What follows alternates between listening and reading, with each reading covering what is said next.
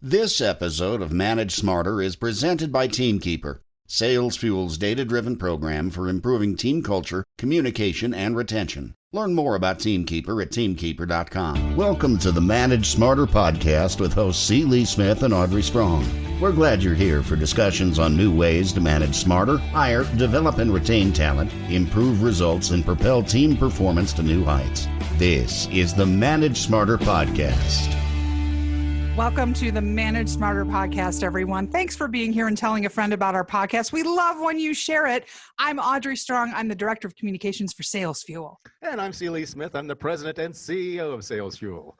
Yeah, we love when people share this podcast, and they're really going to want to send this one around because with technology, the topic today, remote/cloud employees. Most of us have them, and they have to be managed a little bit differently than the folks just down the hall. Well, and Dayne Shuda is here. Hi, Dayne. Thanks for coming. Hi, thanks for having me. You are the perfect guy to talk about this and advise everybody on it. For those of you who are not familiar with Dayne, he is the owner of Ghost Blog Writers. And what you founded this about 8 years ago or so, right?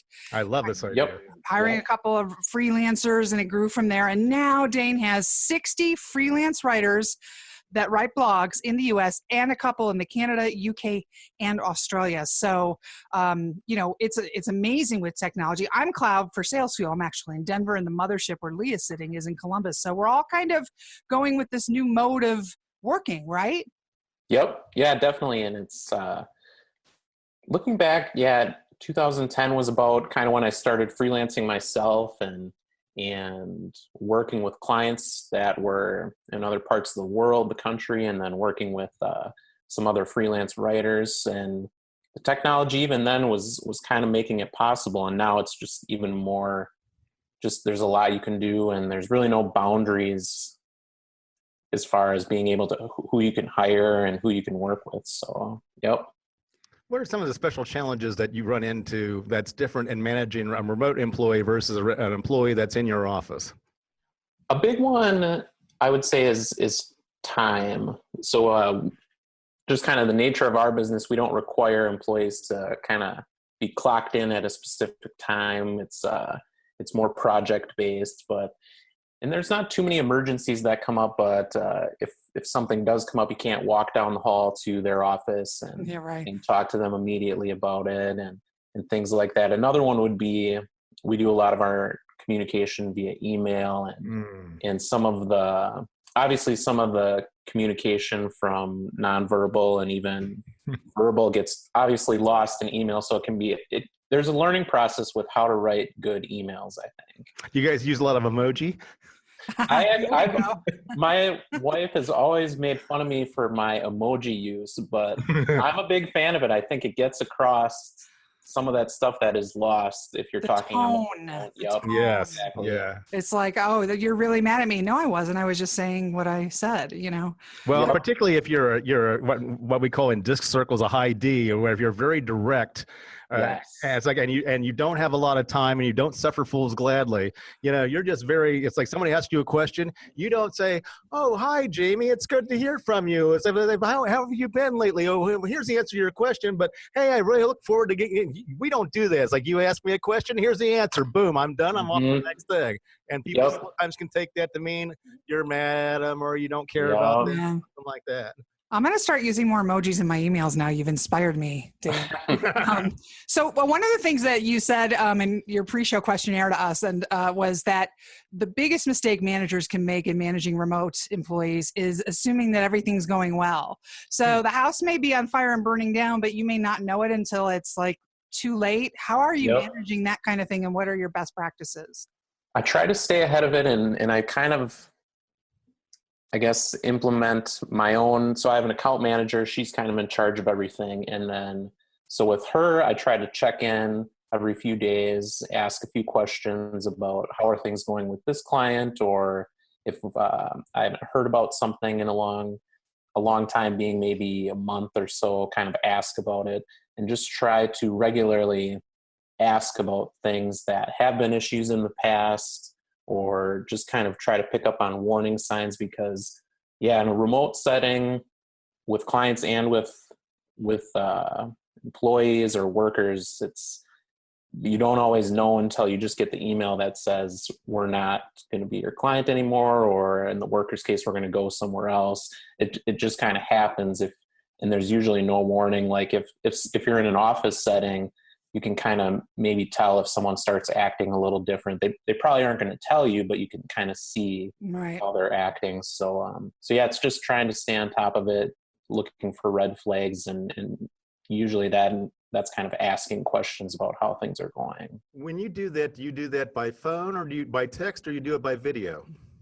So I still do it mostly by email. I'll just kind of send out a email with maybe 2 or 3 questions, trying to ask, when was the last time we heard from so-and-so, or how have the last few conversations been? And Lindy, our account manager, will usually respond. And if it kind of is bringing about red flags, then we might reach out to the client and ask for a call, or get in touch with the writer and see if we can kind of see if they're having any frustrations and see if we can get on top of it. What are some of the red flags?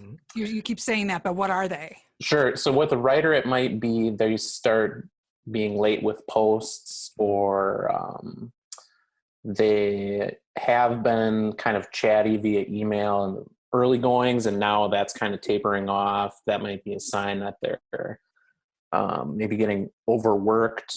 And another one of being overworked is their emails get shorter and shorter, so kind of that more direct. Really? So Okay. maybe less emojis. They used to maybe use smileys at the end of sentences, and now they don't. It's the little things like that do kind of stick out. And it's kind of the same with clients too. If things seem friendly in email, and now maybe we send them a post and they don't respond, or they respond and just say thanks period instead of thanks exclamation point. It's kind of things like that usually are the red flags for something is being frustrating. How do you manage to build a culture with all of your writers so that they all feel like that they're part of the Ghost Writer, the Ghost Blog Writer team, and here are our collective core values and things of that nature when they're so disparate and so far flung out? How do you do that? Yeah, that's a challenge too. And I don't know that we would ever have a culture like in an office setting where everyone's together. I don't know if it's possible, but we do have kind of a unique culture. Every month I send out a email newsletter to all the writers and kind of try to include some specific things that have gone well, and just kind of give a general overview of what's going on with my life. And when we bring on new writers, we always talk about our core values, which is a big one is punctuality and always being on time.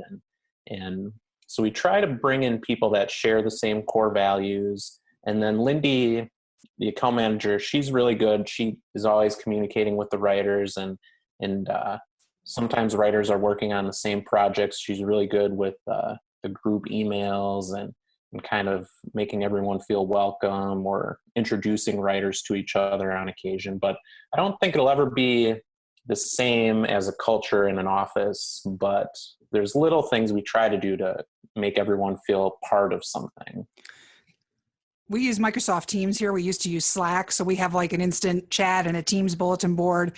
And for the remotes, I know it's created a much higher level of engagement because we can see what everybody in the office in Columbus is talking about, and then jump in and comment as well.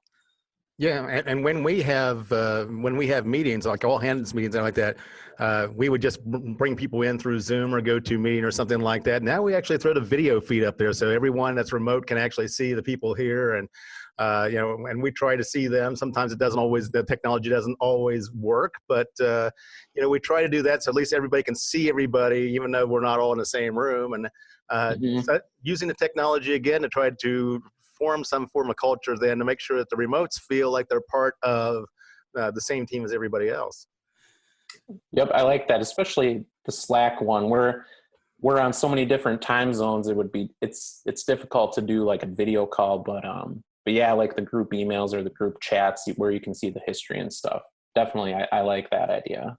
do you, because you're project based, and Sales Fuel is like a normal company, which is 9 to 5 We are Eastern time. Well, excluding the CEO, not normal. No, no, but it's office hours 9 to 5 and all that. I'm 2 hours behind Lee, so I work 7 a.m. to 3 p.m. every day because I felt like it was easier to just line up with the office hours and it wouldn't be confusing when people want to meet with me and stuff. Have you tried to do any alignment of that, or do you have any suggestions based on regular office versus project based like you are? Yeah, I guess I don't have too much. So I used to work in an office setting and worked at that company.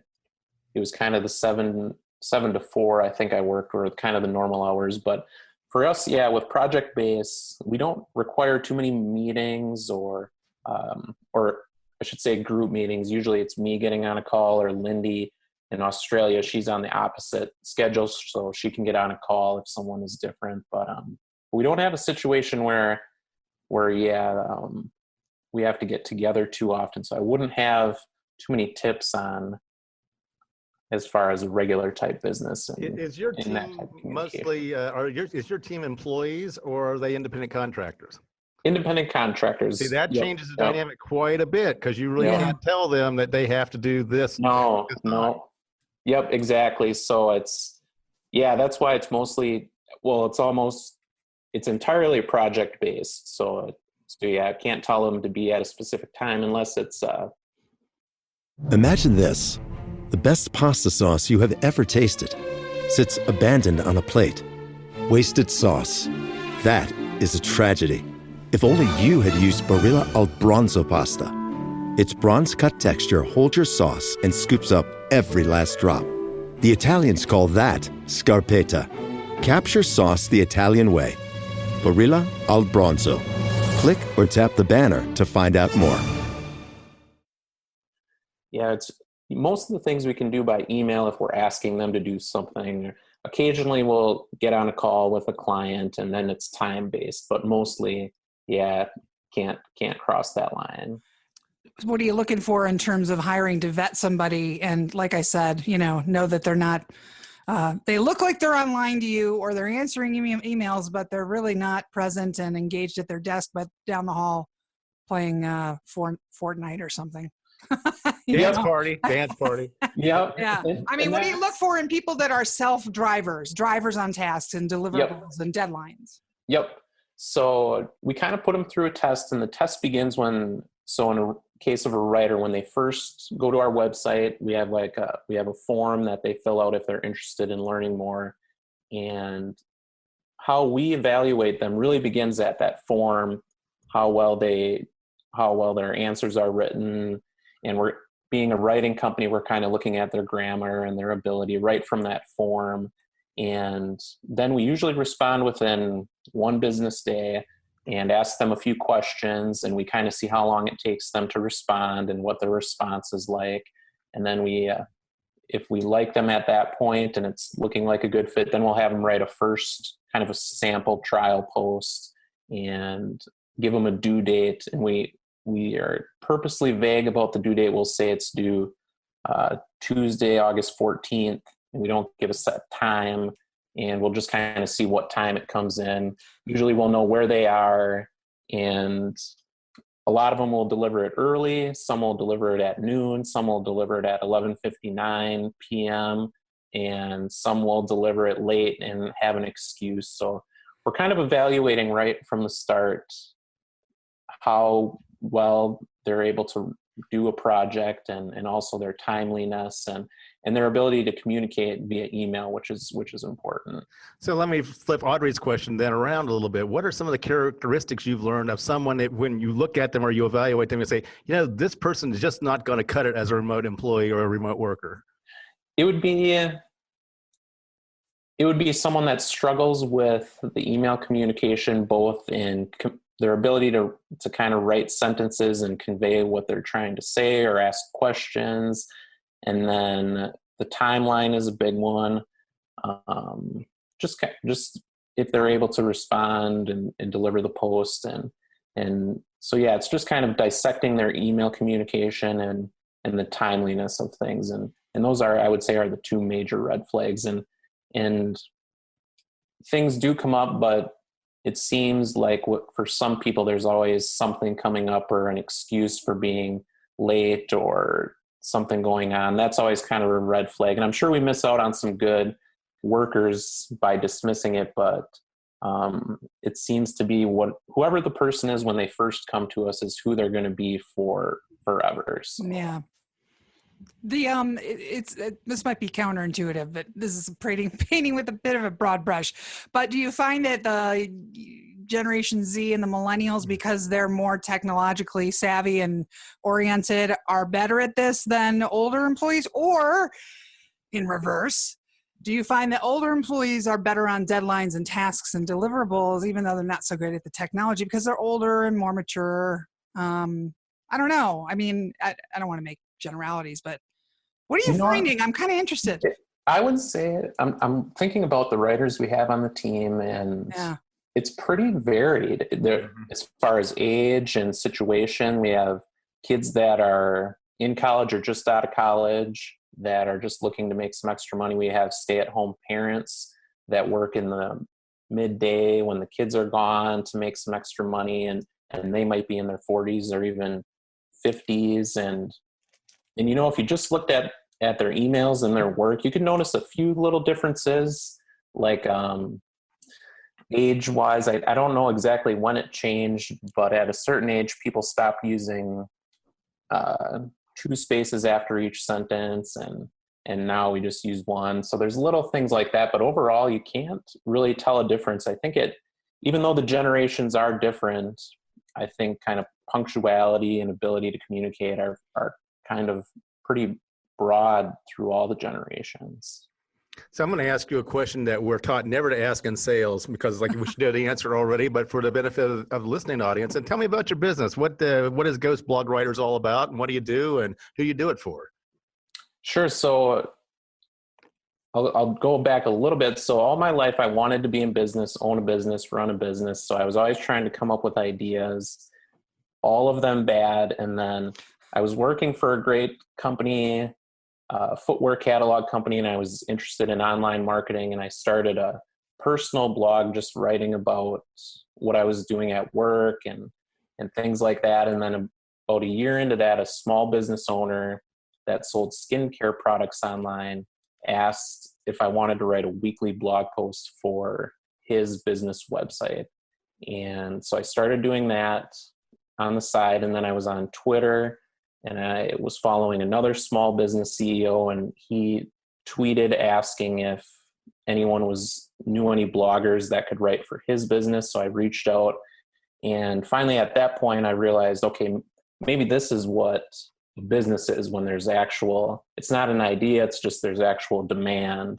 And from there I started kind of formulating what the business could be, but it's still that basic principle. There's small businesses, medium businesses that have a website, want to have a blog, but don't have the time, or we find a lot of people don't like writing, but they want to have a blog. And so we step in, we learn about their business and especially who their target customer is. And we try to, with the blogs, we try to answer the questions that the target customer is asking and searching for. And we do it with just a regular 1 or 2 posts a week kind of for the ongoing, and just kind of take over the blogging process from the business owner. For some of my marketing geeks out there, I have to ask this question. What role does keywords play in deciding what you write about and how you write about it?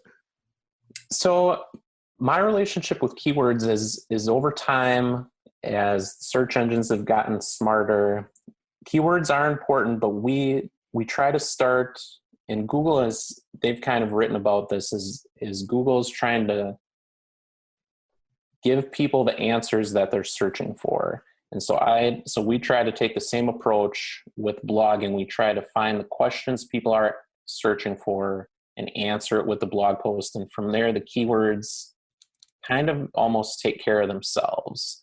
We do look at like keyword phrases that maybe we should use, but we always kind of start with the question and try to just provide the best answer. And and that seemed to has worked best for us and also for our clients. So you are on Twitter. You're Dayne Shuda, just the name straightforward, Yep. right? Yep. And then give us the website of the business and how you'd like people to reach out to you. If get some referrals.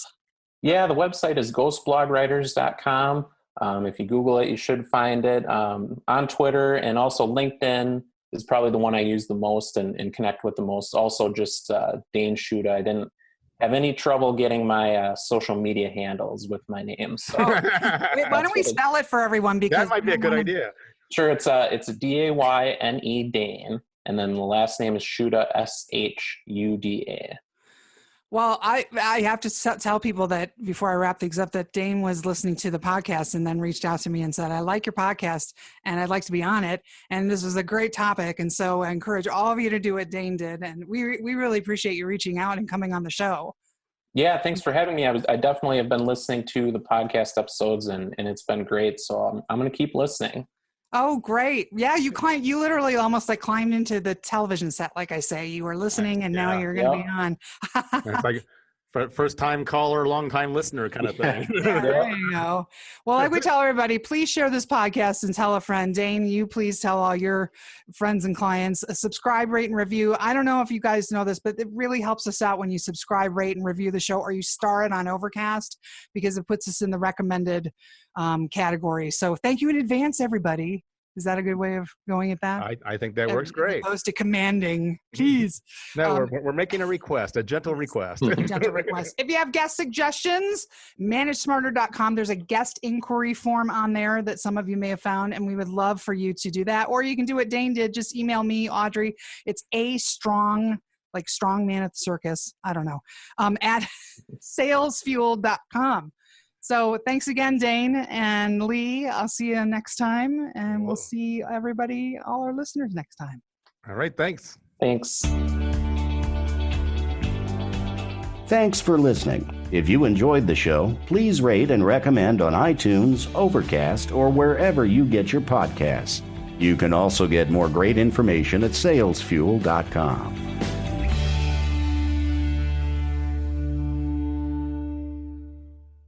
This podcast is a part of the C-Suite Radio Network. For more top business podcasts, visit c-suiteradio.com.